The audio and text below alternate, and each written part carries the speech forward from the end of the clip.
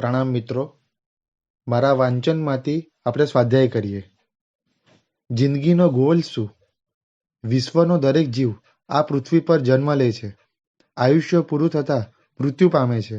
આ એક યુનિવર્સલ લો છે જેને દુનિયાના કોઈપણ વ્યક્તિએ સ્વીકારવો જ પડે, ચાહે તે આસ્તિક હોય કે નાસ્તિક, માસ્ટર વૈજ્ઞાનિક હોય કે વર્લ્ડનો નંબર 1 ડૉક્ટર હોય. દરેક વ્યક્તિએ માન્ય રાખવો જ પડે એવો આ વૈશ્વિક નિયમ છે. તેથી દરેક બુદ્ધિજીવીઓ માટે વિચારણીય મુદ્દો એ છે કે જીવન કેવું જીવવું, જન્મ અને મૃત્યુ વચ્ચેના ઇન બિટવીન સમયને કેવી રીતે પસાર કરવો. આપણે સૌ જન્મ લઈ અહીં સુધી પહોંચ્યા. 5-25 વર્ષમાં મરણ પણ નિશ્ચિત છે. એને અટકાવવાની કોઈ શહેનશાહની પણ તાકાત નથી. દુનિયા જીતવા નીકળેલો સિકંદર હોય કે ભારત સમ્રાટ પૃથ્વીરાજ ચૌહાણ હોય, હિટલર હોય કે ચર્ચિલ હોય, દરેકને મરવું જ પડે છે. તો જન્મથી મૃત્યુ સુધીના સમયમાં શું કરવું જોઈએ? આ ટૂંકા જીવનમાં શું કરીએ તો જીવન વર્થ ગણાય? સમગ્ર જીવસૃષ્ટિમાં સૌથી શ્રેષ્ઠ કહેવાતું મનુષ્ય જીવન પ્રાપ્ત કર્યા પછી આપણા જીવનનો ગોલ શું છે? લક્ષ્ય શું છે? અચીવમેન્ટ શું મેળવવું છે? શું પ્રાપ્ત કરવા ચાહો છો? શું મેળવવા ઈચ્છો છો? ક્યાં પહોંચવું છે? શું કરવું છે? દુનિયાની જીવસૃષ્ટિમાં બહુ ઓછા જીવોને મળે એવું માનવ જીવન આપણને સૌને મળ્યું. હવે વિચારો કે આ શ્રેષ્ઠતમ દુર્લભ જીવનનો યુઝ કેવી રીતે કરીએ તો એ સફળ ગણાય. તો સભા કે શાંતિ સુખ જોઈએ છે, બરાબર? તમારા જીવનનો ગોલ શાંતિ સુખ છે? જો કે તમારો જ નહીં, માત્ર મનુષ્યનો જ નહીં, પરંતુ આખા જગતના દરેકે દરેક જીવનો ગોલ સુખ મેળવવાનો છે. દરેક જીવનો પ્રયત્ન પુરુષાર્થ સુખ માટેનો છે. આ એક પરમ સત્ય છે.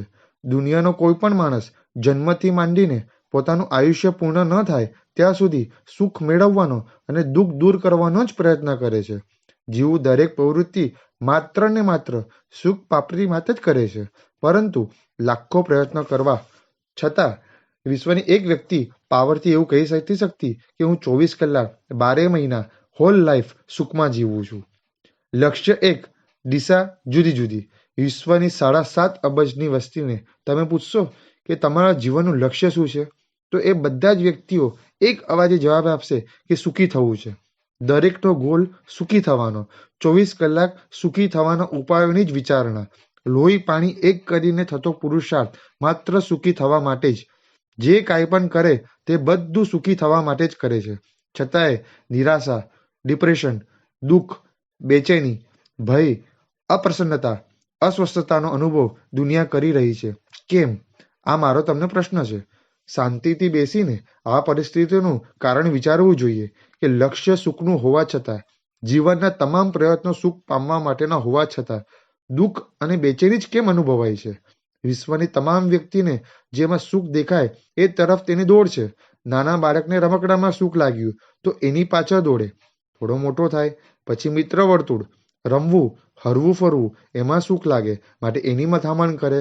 યૌવન વયમાં કન્યામાં સુખ લાગે એટલે એ કેવી રીતે મળે એના પ્રયત્નો કરે.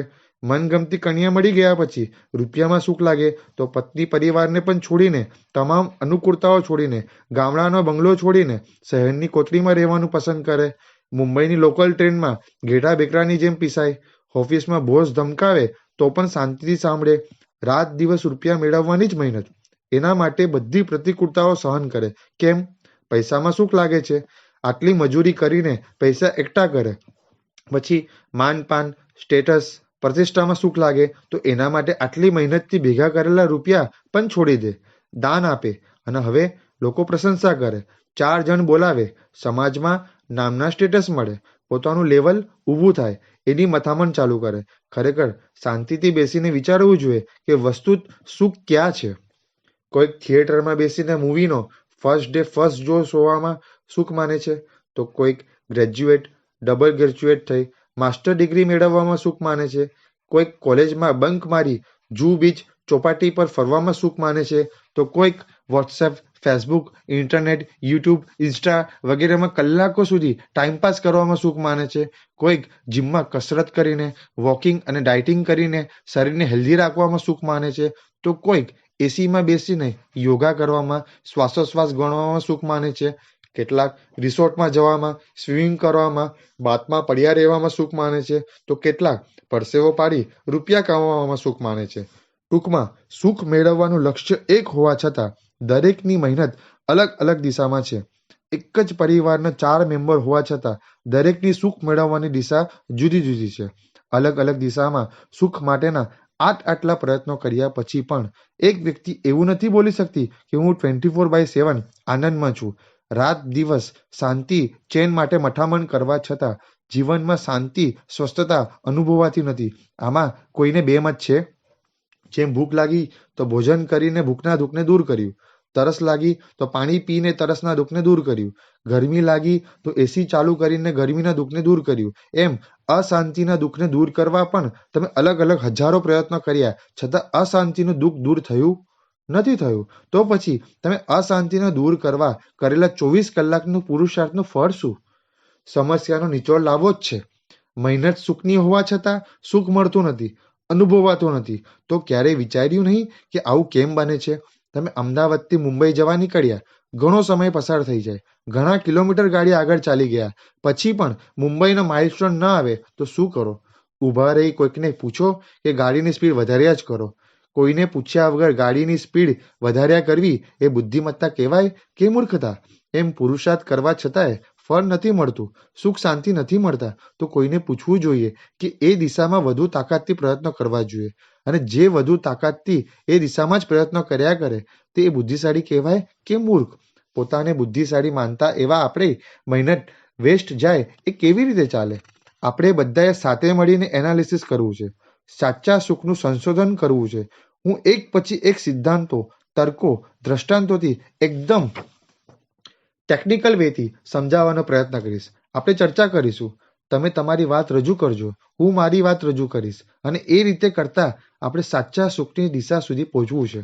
પરંતુ આ સેશનોમાં સૌથી મહત્વની કન્ડિશન એ છે કે તમારે એલર્ટ થઈને વાત સાંભળવી પડશે. સાંભળીને તેના પર ચિંતન મનન કરવું પડશે. તમને જ્યારે શંકા થાય, જ્યાં શંકા થાય, પ્રશ્ન થાય ત્યાં પૂછવાની છૂટ. તમારે કોઈ પણ ફિલોસોફર ચિંતકને પૂછીને આવવાની છૂટ. તમારી દલીલ રજૂ કરવાની છૂટ. પણ નિચોડ તો લાવવો જ છે. ટૂંકમાં ઘર મેળે બેઠા હોઈએ એમ ફ્રેન્કલી ચર્ચા કરવી છે. અંતે જે નિચોડ આવે, જે નિષ્કર્ષ આવે તે તમારે અને મારે સ્વીકારવાનું છે. તમારી જીત થાય તો હું તમારી સાથે, મારી જીત થાય તો તમે મારી સાથે, કારણ કે આપણે સુખી તો થવું જ છે. આપણા સુખની 4 શરતો કોમન લેવલ પર જોઈએ તો વિશ્વના સમસ્ત જીવોની ઈચ્છા સુખી થવાની છે.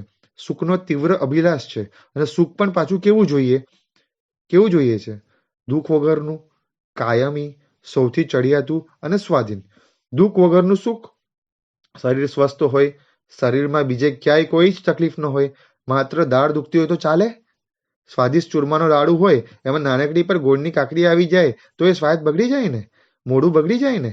પત્ની 23 કલાક અને 55 મિનિટ બધું જ બરાબર ધ્યાન રાખજે, પણ 5 મિનિટ માટે મોઢું બગાડી દે, તમારું ધાર્યું ન કરે તો માથું ફરે ને. કેમ? આખો દિવસ તો સારું વર્તન કર્યું, 5 મિનિટ જ વર્તન બરાબર નથી કર્યું, છતાં નથી ચાલતું. કેમ? કે તમારે દુઃખ વગરનું સુખ જોઈએ છે. કાયમી સુખ. એ પણ પાછું આજે મળે ને કાલે ન મળે તો ન ચાલે. પત્ની આજે બરાબર વર્તન કરે, બધું બરાબર જાળવે, કાળજી રાખે, તમને ગમતું બધું જ કરે, પણ કાલે સામે બોલે, જેમ તેમ બોલે, આમન્ય ન રાખે તો ચાલે ના. એટલે કે દુઃખ વગરનું સુખ પણ થોડા ટાઈમ પૂરતું નહીં, પરંતુ કાયમ જોઈએ. ચડિયાતું અને સ્વાધીન સુખ. તમે જેવું ચાહતા હતા તેવું દુઃખ વગરનું અને કાયમી સુખ તમને મળી ગયું, પણ તમારા આજુબાજુવાળા પાસે તમારા કરતાં ચડિયાતું સુખ છે તો ચાલે ના. એટલે બધા કરતાં ચડિયાતું જોઈએ છે, પૂરેપૂરું સંપૂર્ણ સુખ જોઈએ છે. ઓછું નથી ચાલતું, અને એ પણ આપણા કંટ્રોલમાં હોવું જોઈએ. દુનિયાનો કોઈ વ્યક્તિ છીનવી ના શકે, પરાધીન ન હોય એવું સ્વાધીન સુખ જોઈએ છે. દુઃખ વગરનું, કાયમી, સૌથી ચડિયાતું અને સ્વાધીન એવા સુખની તલાશમાં વિશ્વના તમામ જીવો ભટકી રહ્યા છે. આમ તેમ ફાંફા મારી રહ્યા છે. આસ્તિક હોય તો જેટલા પથ્થર એટલા દેવ બનાવી દોરા, ધાગા, હોમ, હવન, જાપ, પૂજા, પાઠ વગેરે દ્વારા સુખી થવાનો પ્રયત્ન કરે છે. છતાં એ બધું કન્ડિશન વાળું સુખ હોવાથી દોડ પૂરી થતી નથી.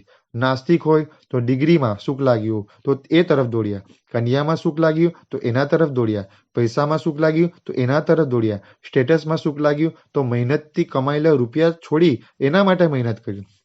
સમજણ આવી ત્યારથી સુખ માટે આપણી અથાગ દોડ ચાલુ છે, પણ સુખ ન મળ્યું તો ન જ મળ્યું. તમે શાંતિથી વિચારો તો સમજાશે કે ખરેખર શું સ્થિતિ છે. વાસ્તવમાં તમે સુખ તરફ જઈ રહ્યા છો કે દુઃખની ઊંડી ખાઈમાં ઉતરી રહ્યા છો? સાચું કહું તો અત્યારના જમાનામાં મોટા ભાગના લોકો મગજ બંધ કરીને જીવે છે. આજુબાજુવાળા જેમ કરે તેમ કરે છે.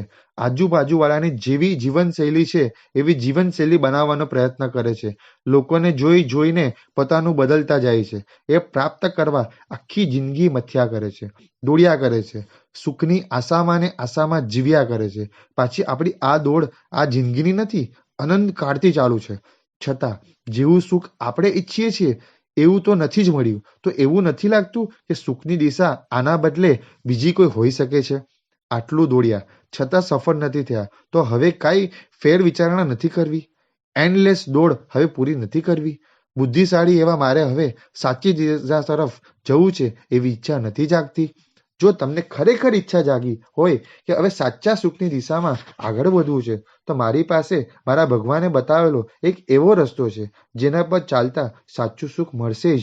એક એવો પ્લાન છે કે જે સાંભળતા તમને લાગશે કે આવી રીતે કરવાથી ચોક્કસ મારી વર્ષોની સુખ પામવાની ઈચ્છા પૂરી થઈ જ જશે.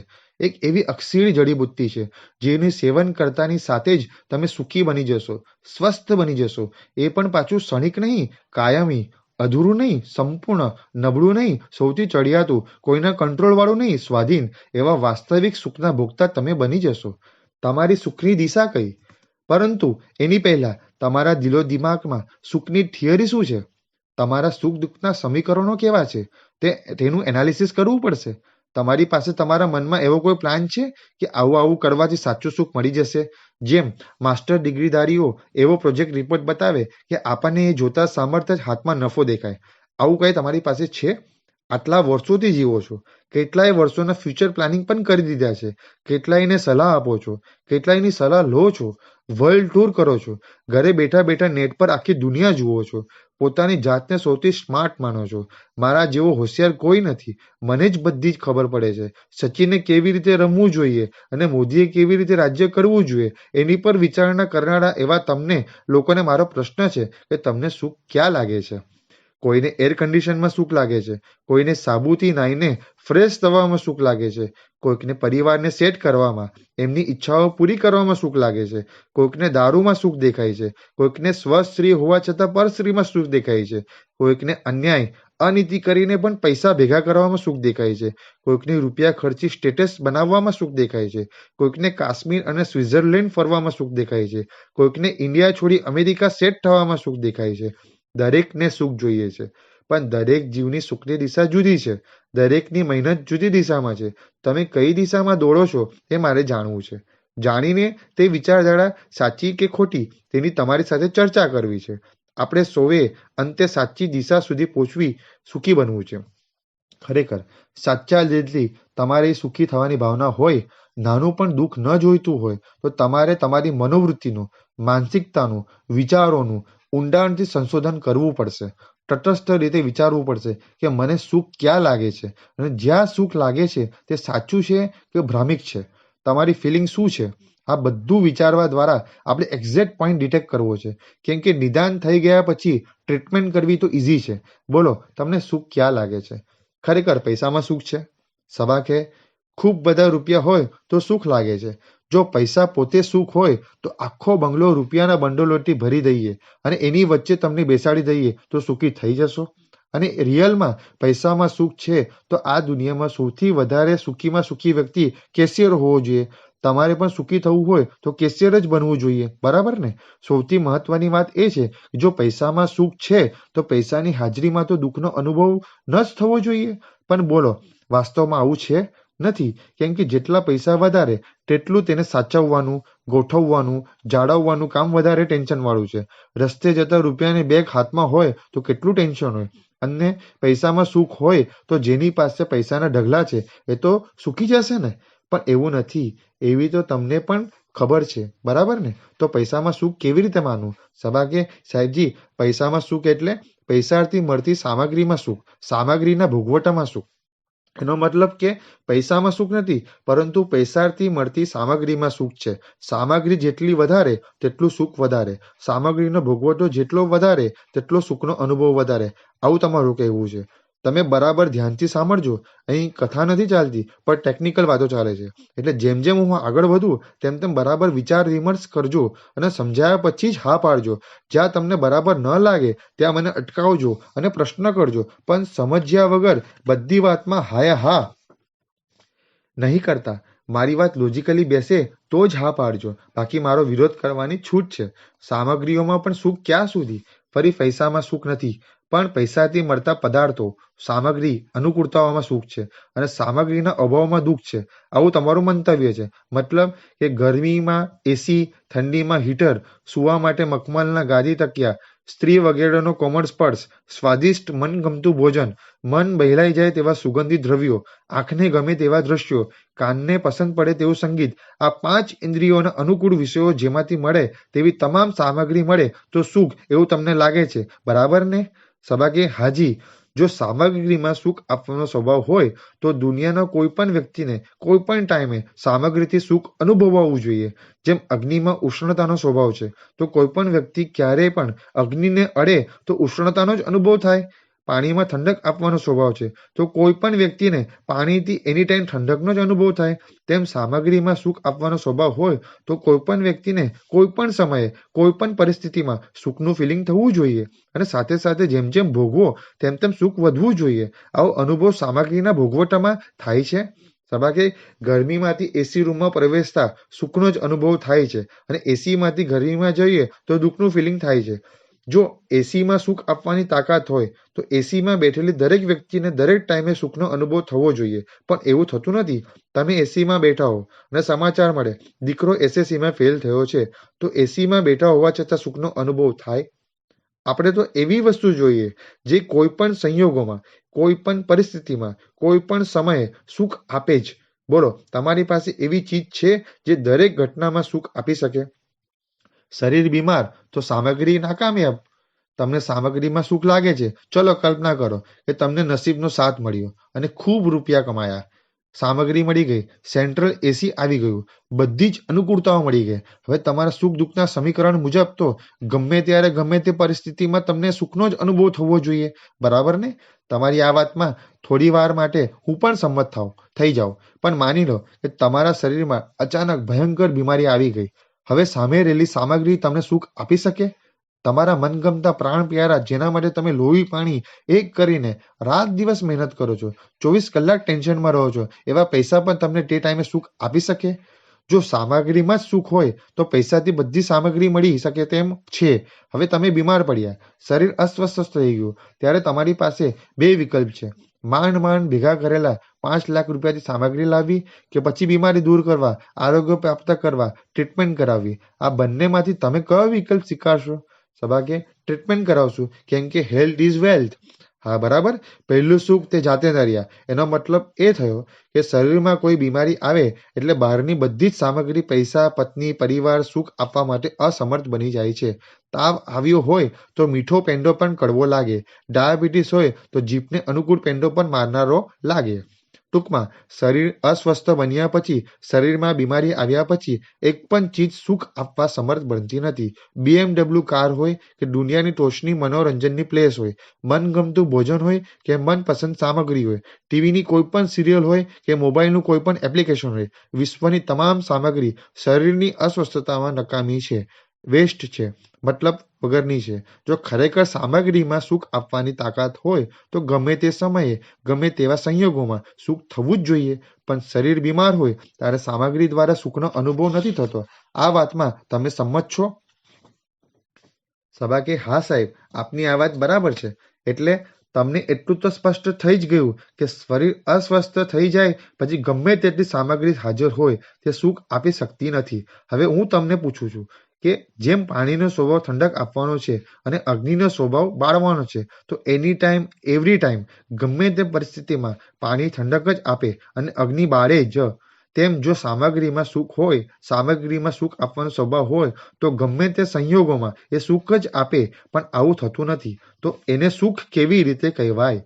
વાસ્તવિક સુખ તો એને જ કહેવાય જે દરેક પરિસ્થિતિમાં સુખ આપે, જે ક્યારેક સુખ આપે અને ક્યારેક ન આપે. એવા વિષયમાં કાર્ય કારણ ભાવ ઘટતો નથી, માટે સામગ્રીમાં સુખ આપવાનો સ્વભાવ નથી એવું જ નક્કી થાય છે. ભૌતિક પદાર્થો જેમ ભોગવો તેમ સુખ ઘટે. સભાગે પણ ભગવાન શરીર સ્વસ્થ હોય ત્યારે તો ભૌતિક પદાર્થો સુખ આપે જ છે ને. અહીં પણ એ વિચારવું જોઈએ કે શરીર સ્વસ્થ હોવા છતાં ભૌતિક પદાર્થો જેમ જેમ ભોગવો તેમ તેમ સુખ વધે છે કે ઘટે છે. જેમ કે તમને ગુલાબ જાંબુ બહુ ભાવે છે, તમે ખાવાનું ચાલુ કર્યું, 1, 2, 3, 5 કેટલા ખાઓ ત્યાં સુધી સુખ આપે. આગળ જતા સુખ વધે કે ઘટે. કેરીની સિઝનમાં રસ પીવાનું ચાલુ કર્યો, 1 બાઉલ, 2, 3, 5 જેમ જેમ પીઓ તેમ તેમ સુખ વધે કે ઘટે. અને સમજો કે તમારી પત્ની પ્રેમથી ફોર્સ કરીને બાઉલ ભર્યા જ કરે અને છેક ત્યાં સુધી ભરે કે હવે તમે પીઓ તો વોમિટ જ થઈ જશે, તો ત્યારે તમને શું થાય? સબાકી ગુસ્સો આવે. અરે કેમ? તમારું શરીર સ્વસ્થ છે, મનગમતી આઈટમ છે, પત્ની પ્રેમથી પીરસે છે, છતાં ગુસ્સો આવે. વધારે વાપરો તો સુખ વધવાની જગ્યાએ અકળામણ વધે છે, દુઃખ થાય છે, ગુસ્સો આવે છે. આવું કેમ? મનગમતી મીઠાઈનો પહેલો ટુકડો મોઢામાં મૂક્યો ત્યારે જે સુખનો અનુભવ થયો એ 10મો ટુકડો મૂકો ત્યારે 10 ગણું થવું જોઈએ ને. પણ સુખ વધવાના બદલે દુઃખ પીડા વધે છે. આ જ રીતે સંસારની તમામ સામગ્રીમાં વિચારતા જાઓ. તમે નવી નવી ગાડી લાવ્યા હો અને પહેલી વાર એમાં બેઠા ત્યારે જે આનંદ હોય તે 25-50મી વાર બેસો ત્યારે હોય. જો એમાં સુખ હોય તો જેમ જેમ ભોગવો તેમ સુખની માત્રા વધવી જ જોઈએ ને. પણ આવું તો નથી થતું. એવો તમારો બધાનો અનુભવ છે, બધાને પ્રતીત છે. તો પછી સામગ્રીમાં સુખ છે એવું કેવી રીતે કહેવું? ભૌતિક સામગ્રીની બીજી ખામી એ પણ છે કે એ દરેક વ્યક્તિને સુખ આપે જ એવું નક્કી નથી. નાના બાળકને તડકામાં રમવું છે અને તમે જબરજસ્તી ઉઠાવીને એસીમાં લાવો, તે વખતે બાળકનો અનુભવ શું? સુખનો કે દુઃખનો? બહારની ભયંકર ગરમીમાંથી અનુકૂળ એવી એસીને ઠંડકમાં લાવો તો એ ખુશ થવાની જગ્યાએ રડવા લાગે છે. તો એસી દરેકને સુખ જ આપે એવું કેવી રીતે કહી શકાય? બાઇક વાળાને ગાડીમાં સુખ લાગે, સાયકલ વાળાને બાઇકમાં સુખ લાગે, જ્યારે ગાડી વાળાને બાઇકમાં સુખ નથી લાગતું. કારણ વિચાર્યું છે? અને વળી ગાડી વાળાને મુંબઈ જવું હોય તો ગાડી છોડીને ટ્રેનમાં જાય, તો સુખ ક્યાં? બાઇકમાં, ગાડીમાં કે ટ્રેનમાં?